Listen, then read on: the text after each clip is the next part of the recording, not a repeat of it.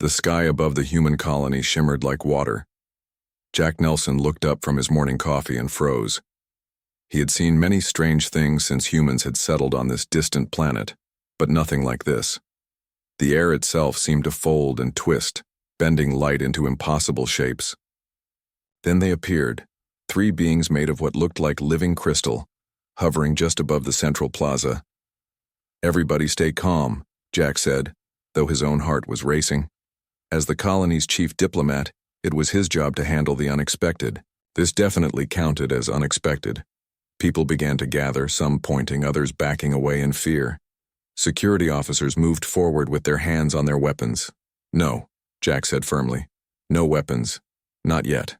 He placed his coffee mug on a nearby table and walked slowly toward the center of the plaza. His hands held out to show they were empty. The crystal beings turned toward him in perfect unison. They had no faces as humans would understand them, just smooth curved surfaces that reflected and refracted the morning sunlight. Yet somehow Jack knew they were watching him. "My name is Jack Nelson," he said clearly. "On behalf of the human settlement of New Hope, I welcome you to our colony." The beings made no sound.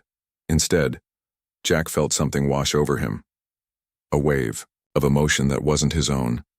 Curiosity, wonder, friendliness. He gasped, nearly stumbling backward. The feeling was so strong, so direct, it left him dizzy. "They're in my head," he said to the growing crowd behind him. "But I don't think they mean harm." The largest of the three beings moved closer. It, or perhaps they, glowed with a soft blue light from within. Images began to form in Jack's mind. Stars, planets, different beings of various shapes and sizes. A map of some kind. "I think they're showing me where they're from," Jack said aloud, "and others like them." Behind him, Dr. Lisa Wright pushed through the crowd. The colony's xenobiologist had been preparing for this moment since they'd arrived 4 years ago. "Ask them who they are," she said quietly, her scientific curiosity overcoming her initial fear. Jack nodded. "Can you tell us who you are?" he asked, looking directly at the crystalline figures. More feelings washed over him, along with clearer images. He saw crystal beings living on worlds with pink skies and blue grass. He saw them building cities that looked like they were made of light and glass. He felt peace, harmony, and a history so long it made human civilization seem like a blink of an eye. "They call themselves the Luminari," Jack said slowly, translating the feelings into words. "They have been watching us since we arrived. They are peaceful. They haven't had a war in over 10,000 years." The smallest of the three beings floated forward and extended what might have been an arm, though it looked more like a branch of light. Jack hesitated, then slowly reached out his hand. When they touched, a spark of blue energy passed between them. Jack felt no pain, only a sudden rush of understanding.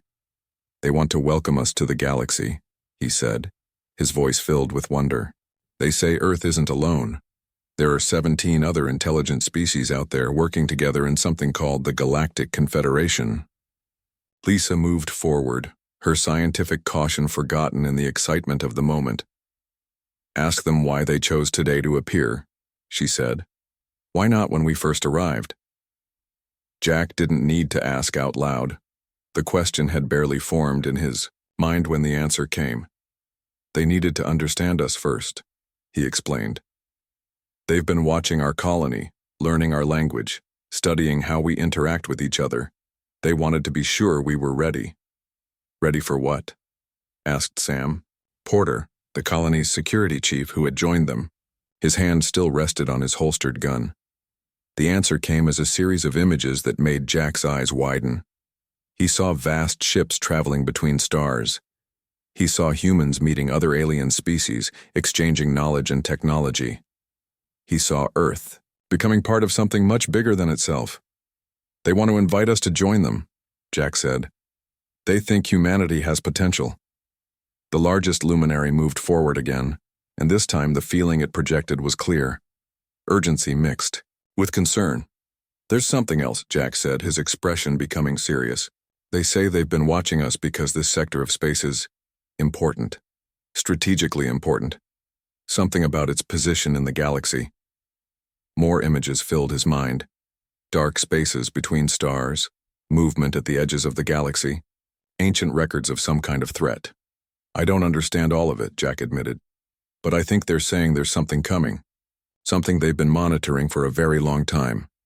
The three luminari moved close together, their crystalline bodies touching. The light within them pulsed in sync, and suddenly a holographic image appeared in the air between them and the humans. It showed the Milky Way galaxy, with a small point of light marking Earth's position. Then, at the outer edge, a shadow appeared, formless, vast, and moving slowly inward. "What is that?" Lisa whispered, though she knew Jack didn't have the answer. The feeling that came from the luminari next made Jack shiver despite the warm morning sun. It was something he had never expected to feel from beings that embodied peace, fear. "Whatever it is," Jack said quietly, "it scares them, and I don't think these beings scare easily." The smallest luminari approached Jack again, extending both of its light branch arms. This time Jack didn't hesitate. He reached out and felt another rush of images and emotions, this time clearer, more directed. "They're offering us protection," he said with amazement. "And knowledge. Technology that would take us centuries to develop on our own. They want to help prepare us." "Prepare us for what?" Sam asked, his security training making him suspicious of gifts that seemed too good to be true. The answer came as a single, powerful image in Jack's mind. Humans and luminari standing together, facing the darkness at the edge of the galaxy. "What's coming?" Jack said simply. "They want to stand with us, and they want us to stand with them." As the sun rose higher over the colony of New Hope, humans and luminari began the first day of an alliance that would change the course of history for both species.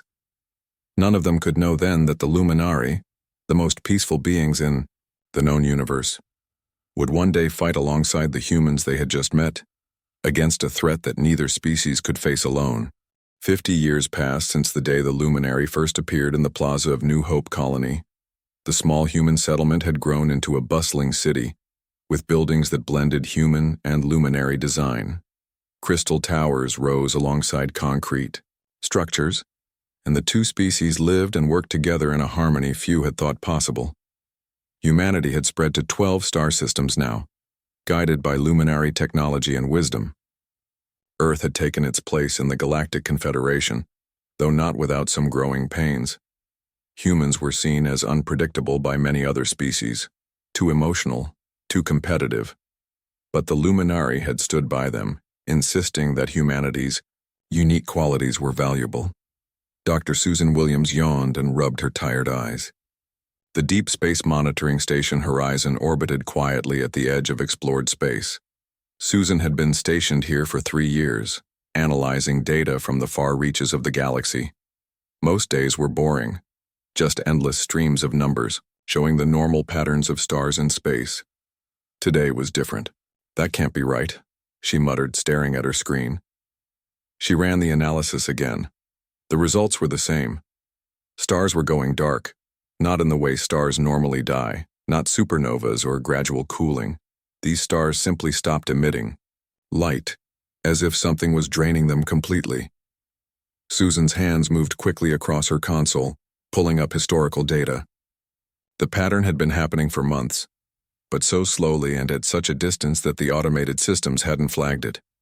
Only her careful eye had noticed the trend. She opened a communication channel to Earth. "This is Dr. Susan Williams from Horizon Station, requesting an emergency meeting with the Confederation Council.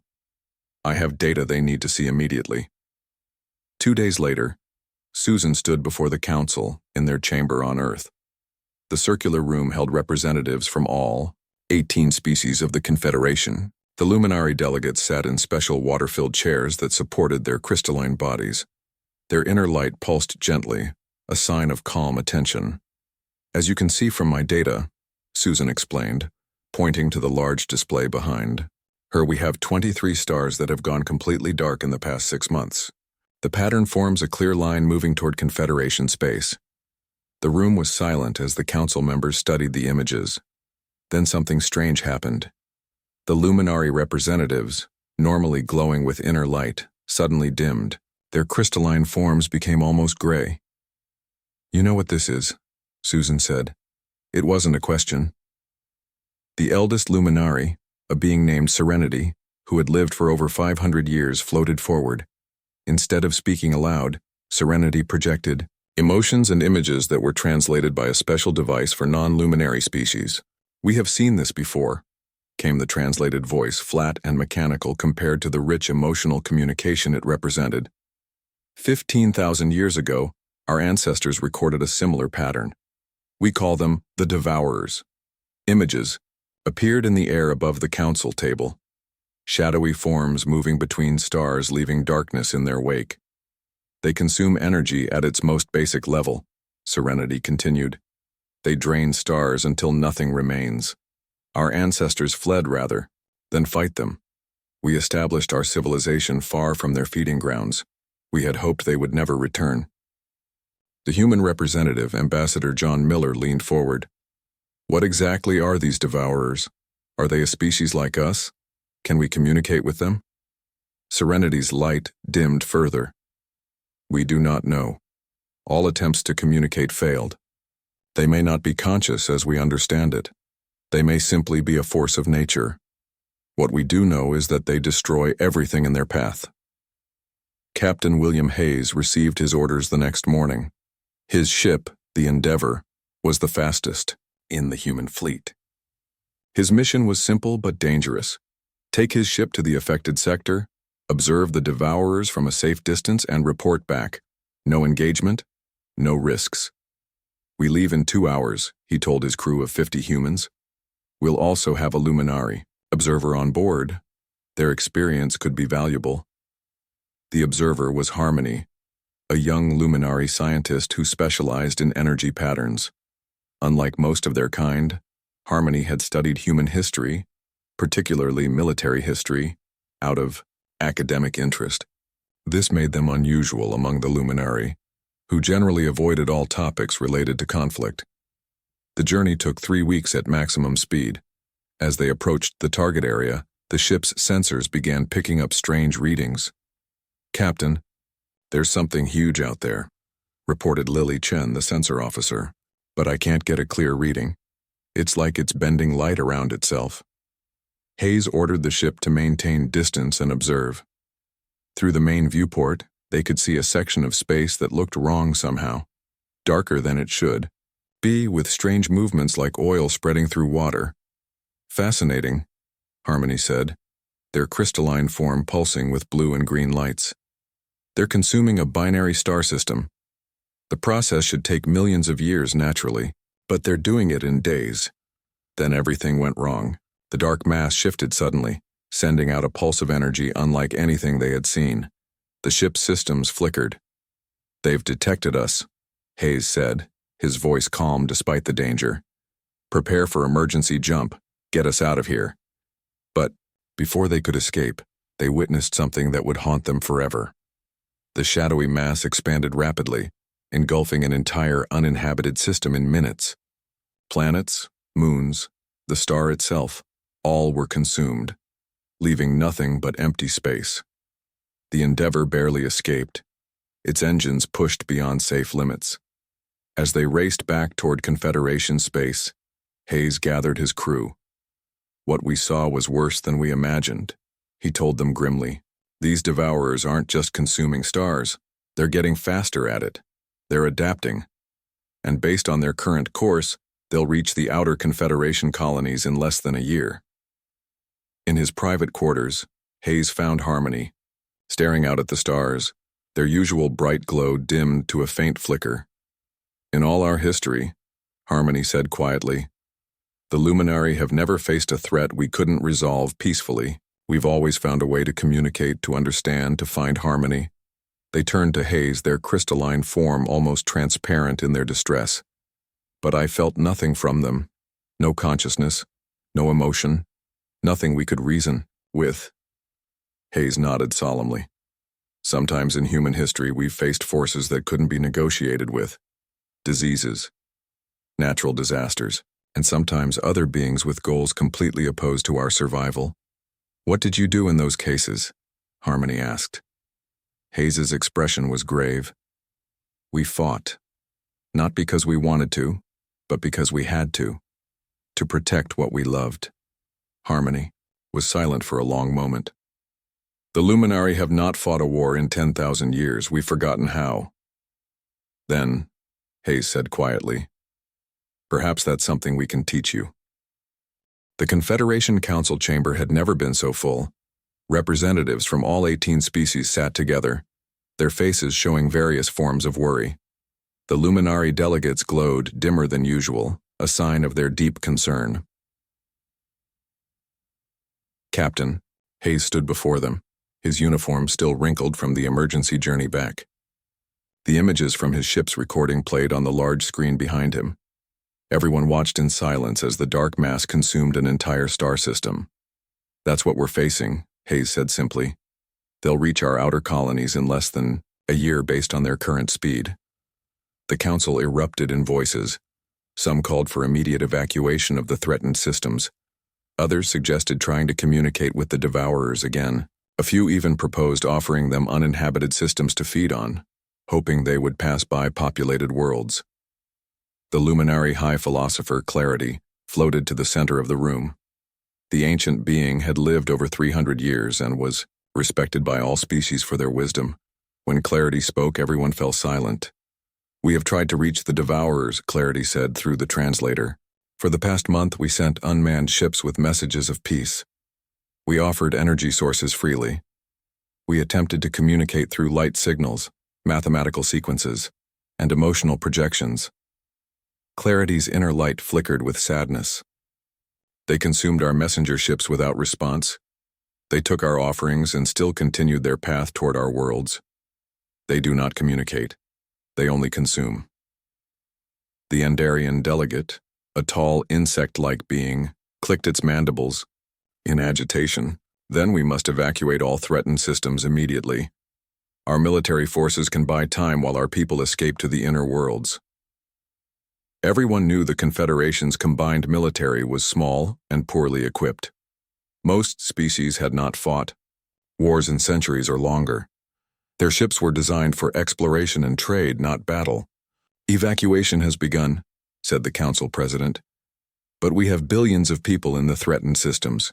We need time. We need a better solution. Laura Reed, Earth's ambassador, stood up. She was a small woman with gray hair, but her voice was strong. I have a proposal. The Devourers are unlike anything we've faced before, but humans have some experience with facing threats that cannot be reasoned with. The room grew quiet. Many species viewed humanity's history of warfare as primitive and disturbing, but now they listened. Throughout our history, Laura continued, humans have fought many wars among ourselves. It's the darkest part of our past, but we've learned something valuable from that darkness. We know how to fight when there's no other choice. She walked to the center of the room. I propose an alliance, human military expertise combined with the advanced technology of the Confederation. We can develop new weapons, new defenses. We can fight the Devourers together. The chamber erupted again. Many representatives shouted their objections. The Luminari delegates became so dim they were almost invisible, a sign of extreme distress. You ask us to become killers, said the Volari delegate, a peaceful plant-based species, to abandon the principles that have guided our civilizations for thousands of years. Laura stood firm. I'm asking you to defend yourselves. Sometimes, true peace requires the strength to protect it. The debate raged for hours. In the end, the council president called for a break. The final decision would wait until the next day. That night, Harmony sought out Captain Hayes. They found him in the garden outside the council building, looking up at the stars. Your ambassador's proposal has caused great pain among my people, Harmony said. The idea of becoming warriors goes against everything we believe in. Hayes nodded. I understand. The Luminari have built a beautiful society based on peace. Nobody wants to see that change. But what choice do we have? Harmony asked, their voice filled with genuine confusion. If we don't fight, we die. If we fight, we destroy what makes us Luminari. Hayes thought for a moment. In human history, there were many peaceful people who had to learn to defend themselves. They didn't become monsters. They remained who they were at heart, but they found the courage to protect what they valued. Harmony's crystalline form flickered with changing colors as they processed this idea. Perhaps there is another way. A Luminari way of fighting. The next morning, the council reconvened. Before any votes could be taken, Clarity asked to speak. The ancient Luminari floated to the center of the chamber, glowing brighter than anyone had seen in days. "I have spent the night in deep meditation," Clarity said. "This is the greatest crisis our people have faced in 10,000 years. We fled once before. We cannot flee again. There is nowhere left to go." The chamber was completely silent. Even the most agitated representatives sat still, sensing the importance of the moment. "To preserve all life, including our own, we must embrace a paradox," Clarity continued. "We must learn to fight for peace, but we will not simply become copies of human warriors. We will develop our own path." Clarity turned to face Laura Reed. "We accept your proposal of an alliance, but with conditions. We will not abandon our core beliefs. We will seek to minimize harm. We will fight defensively, not with rage or hatred. We will remember who we are, even as we learn this new path." The chamber remained silent. Then, one by one, the other representatives began to signal their agreement. Even the most peaceful species recognized the threat they faced left them no choice. That afternoon, Laura met with Clarity in private. "I'm glad the council agreed," she said. "But I have to ask, what changed? Your mind? The Luminari have been the strongest advocates for absolute pacifism for thousands of years." Clarity's glow pulsed slowly, thoughtfully. "Last night I connected with the memories of my ancestors, those who fled the devourers long ago. I saw something they did not record in our official histories. They did try to fight at first, but they fought with fear and without conviction, and they failed." The ancient philosopher seemed to sigh, though Luminari did not breathe as humans did. "We have taught ourselves that violence is never the answer. But the deeper truth is this. Sometimes, when faced with a force that only consumes and destroys, standing aside is not peace. It is surrender. True peace requires the courage to defend life, even at great cost to ourselves." Laura nodded slowly. "That's a wisdom many humans have had to learn the hard way." "Now," Clarity said, their glow strengthening, "we must learn to be warriors without losing our souls, and for that we need your help." The training facility on Europa, Jupiter's ice-covered moon, was unlike any military base ever built. Crystal domes rose from the frozen surface, their interiors filled with light and plants.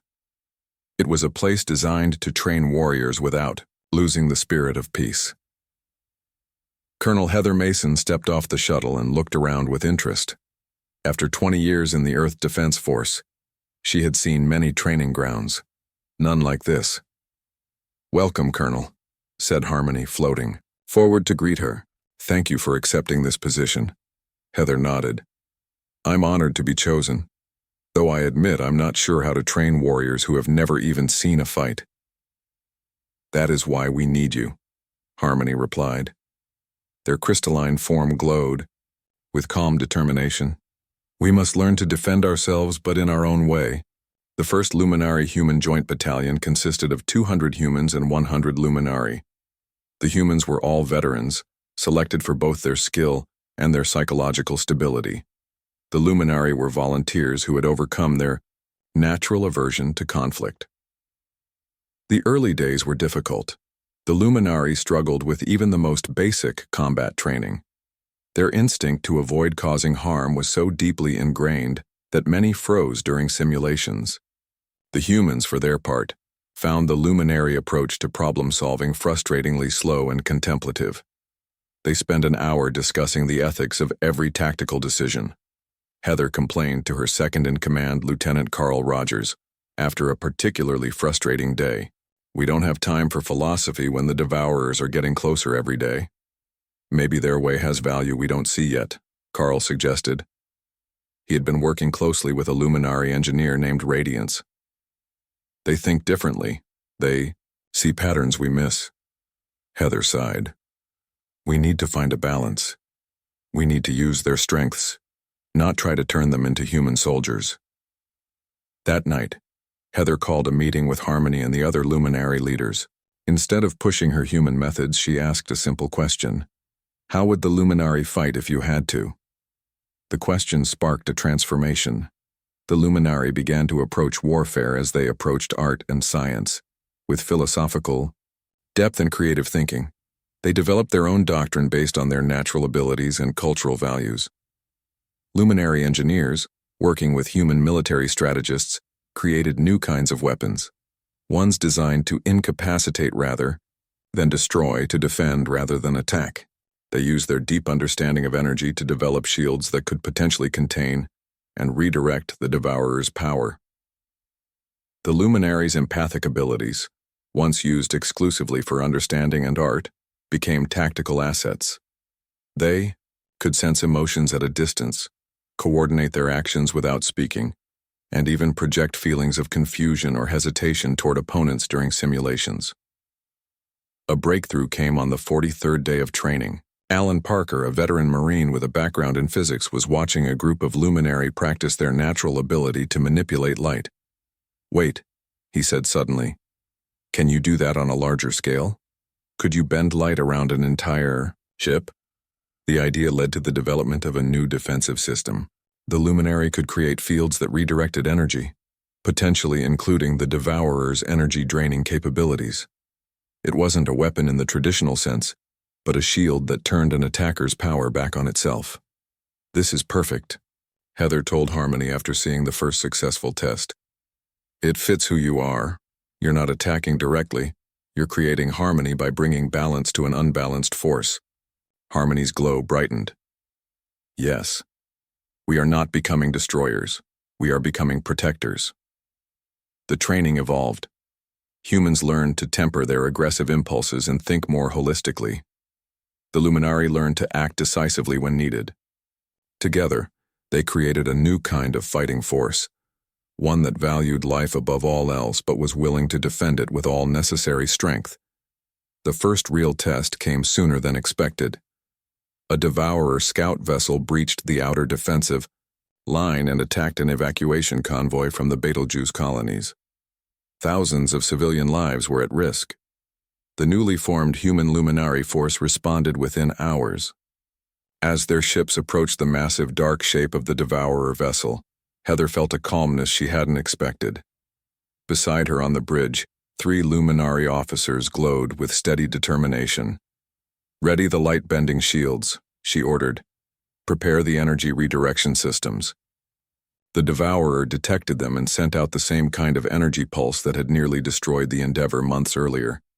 But this time, the human luminary ships were ready. The shields activated, catching the pulse and channeling it through specially designed systems. Now, Heather said quietly. The luminary officers worked in perfect unison, their crystalline forms pulsing with light as they redirected the energy back toward the Devourer in a concentrated beam. The dark vessel shuddered and withdrew, seemingly confused by having its own energy used against it. It worked, Carl said, his voice filled with wonder. We actually heard it. No, corrected Radiance gently. We did not hurt it. We created balance. We showed it that consuming is not the only way. The damaged Devourer vessel retreated into deep space. The evacuation convoy reached safety, saving over 20,000 lives. The first battle had been won without firing a single traditional weapon, but the victory revealed something unexpected. As the luminary connected with the Devourer ship through their energy redirection, they made a disturbing discovery. I sensed nothing, Harmony told Heather afterward. Their light dimmed with concern. No consciousness, no emotion, no recognizable thought patterns. Whatever these entities are, they operate on principles entirely foreign to known life. Heather frowned. What does that mean for our strategy? Harmony was silent for a moment. It means we are not fighting a people. but a force of nature that threatens all conscious life. Perhaps that makes our path clearer. We need not hate them or fear them. We simply need to stop them. Word of the victory spread quickly throughout the Confederation. New volunteers arrived at Europa daily, both humans eager to defend their new allies and members of other species inspired by the luminaries' transformation. Clarity visited the training facility and observed the changes in their people with mixed emotions. "You have created something new here," the ancient philosopher told Heather and Harmony. "Neither human nor luminary, but something that preserves the best of both." Heather nodded. "We're calling them the warrior philosophers. They fight not because they love violence, but because they love peace enough to defend it." As the main Devourer fleet drew closer to Confederation space, the training intensified. The first victory had given them hope, but everyone knew the real test was still to come. The main Devourer fleet arrived at the edge of Confederation space 1 year after the first contact. In that time, the combined forces of humans and Luminari had built a defensive network using the principles they had developed together. Every ship in the fleet carried crews of both species. Human tactical officers worked side by side with Luminary energy specialists. Admiral Olivia Grant stood on the bridge of the flagship Endurance, looking out at the 5,000 ships gathered for the defense. Beside her, Clarity served as her advisor, the ancient Luminari's crystalline form glowing with steady resolve. "They're coming," said the sensor officer. On the main screen, a vast darkness appeared, seeming to swallow the stars themselves. The Devourer fleet was enormous, stretching across space like an oil spill on water. "All ships, take defensive positions," Olivia ordered calmly. "Luminary energy teams, prepare the shields." The human Luminary fleet formed a complex pattern in space, positioning themselves to protect the evacuation routes from the outer colonies. The last civilian ships were still fleeing toward the inner systems. "We need to hold them for 7 days, Olivia said. "That's how long until the last evacuees reach safety." Clarity's light pulsed in agreement. "We will give them that time." The battle began with the Devourers sending out massive energy pulses. The defensive network caught most of them, the Luminary technology redirecting the energy back toward the attackers. But the Devourers were stronger than anticipated. Some ships were hit, their systems failing as their energy was drained. "They're adapting," Carl Rogers reported from his position as tactical officer. "They're changing the frequency of their energy weapons faster than we can adjust." This became the pattern of the battle. The Devourers would attack, the defenders would counter, and then the Devourers would adapt. Each day brought new tactics from the mysterious enemy, requiring constant adjustments from the defenders. By the third day, the human Luminary fleet had lost nearly 1,000 ships. The remaining vessels pulled back to a tighter formation, focusing their shields on the most critical evacuation routes. "We can't keep this up," Olivia admitted to Clarity in a private moment. They learned too, quickly. Every time we find a defense, they find a way around it.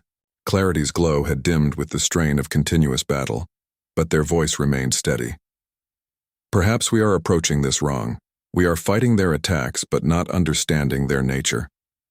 On the 4th day, a young Luminary scientist named Insight was working with human engineer Frank Thompson in one of the support vessels.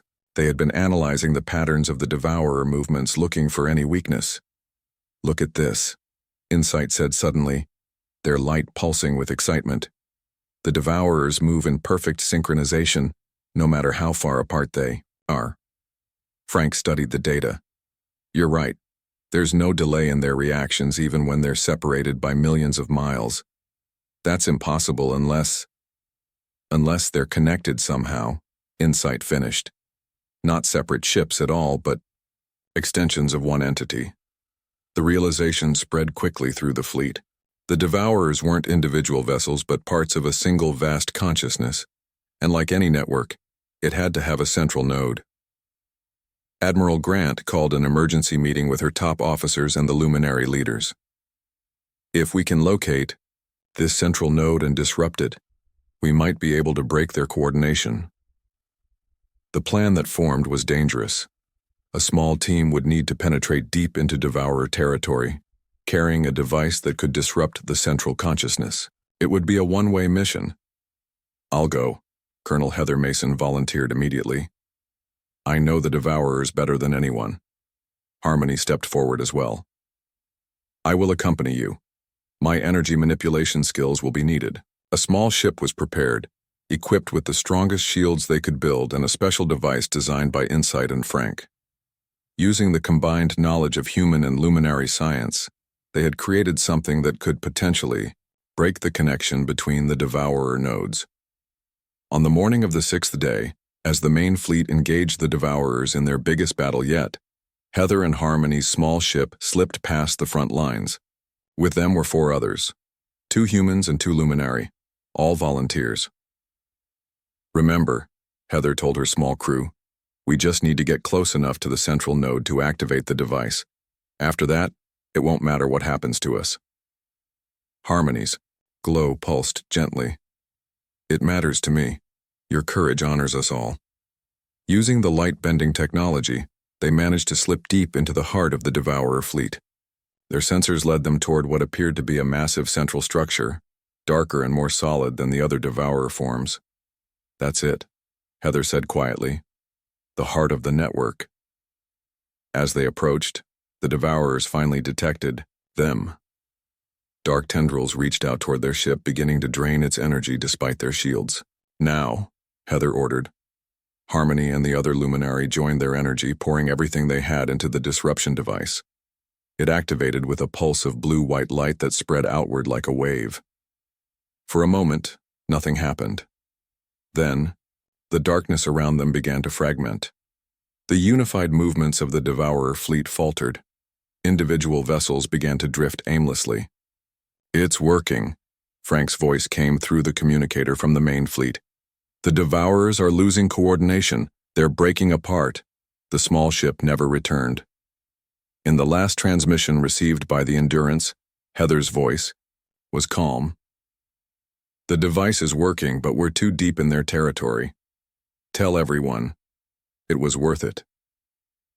Harmony's final message came as a wave of emotion rather than words.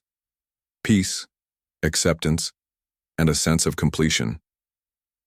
The disruption didn't destroy the Devourers but severed their connection, reducing them to disorganized individual units. Without their unified intelligence, they retreated back toward the darkness between galaxies. 1 month later, representatives from all Confederation species gathered on Earth to honor those who had fallen. A monument was erected in the center of Geneva, showing a human and luminary standing back to back, neither one holding a weapon but both with hands outstretched in protection. Clarity spoke at the ceremony, their ancient voice carrying to all present. "The luminary chose to fight alongside humanity not because we learned to love violence, but because humans taught us that true peace isn't the absence of struggle. True peace is what you create when you stand to protect others, even at great cost to yourself." Admiral Grant stood with tears in her eyes as the monument was unveiled. Beside her, Insight and Frank watched with quiet pride, knowing their discovery had helped save billions of lives. "What happens now?" Frank asked softly. Clarity's glow brightened. "Now we build something new, not just luminary, not just human. Something balanced, drawing strength from both our paths. Throughout the galaxy, the most peaceful species in known space and the most warlike had found a balance that would shape civilization for thousands of years to come. And on distant worlds, when children of many species asked why the gentle luminary fought alongside the fierce humans, they were told the same story, of courage, transformation, and the true meaning of peace.